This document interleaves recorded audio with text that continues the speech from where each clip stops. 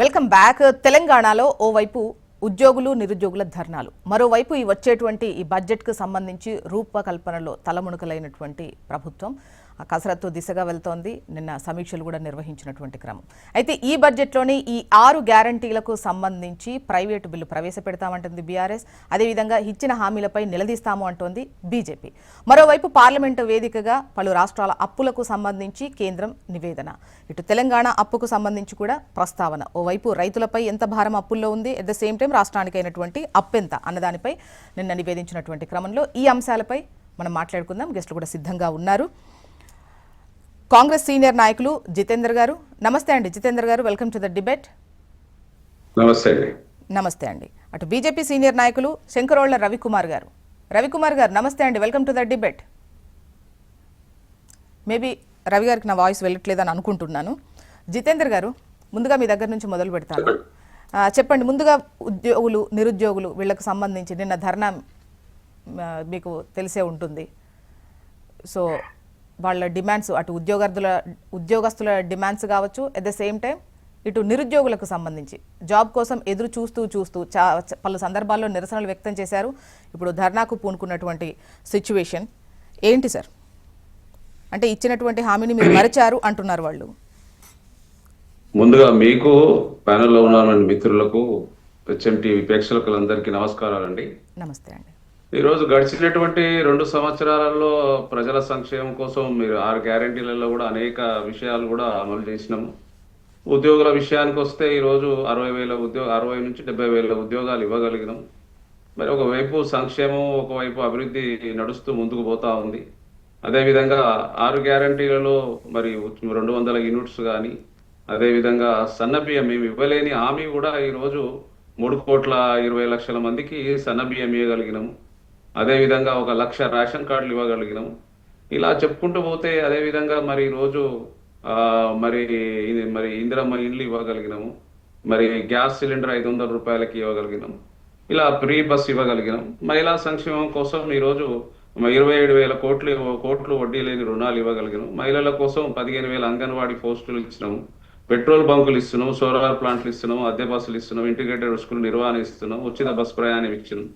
ఇలా అనేక రకాలుగా మరి ముఖ్యమంత్రి గారి ఆలోచనతో ముందుకు పోతున్నాం. మరి ముందుకు పోయే తరుణంలో అనేక సంక్షేమ ఫలాలు ఇచ్చినాం. మహాలక్ష్మి కానీ, ఆరోగ్యశ్రీ కానీ. ఆరోగ్యశ్రీ చూడండి, అప్పుడు 5 లక్షలు ఉండే దీన్ని 10 లక్షలకు పెంచగలిగినాం. గృహజ్యోతి ఇస్తున్నాం, 500 సిలిండర్ ఇస్తున్నాం, ఇందిరమ్మ ఇల్లు ఇస్తున్నాం, రికార్డు స్థాయిలో ఉద్యోగాలు కూడా ఇవ్వగలిగినాం. రాజీవ్ యుగ వికాసం అనుకుంటున్నాం.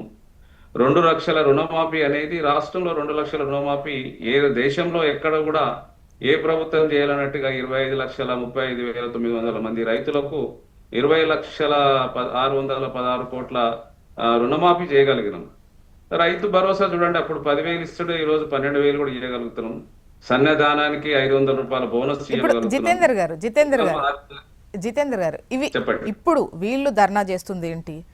ఉద్యోగాలను ఆశిస్తూ వీళ్ళు చేసేటువంటి వాటన్నిటిని ఇస్తున్నాము, ఇది కాదు అంటే, ఎందుకంటే మీరు ఇచ్చినటువంటి హామీల్లో పర్టికులర్గా నిరుద్యోగులకు సంబంధించి డౌటే లేదు.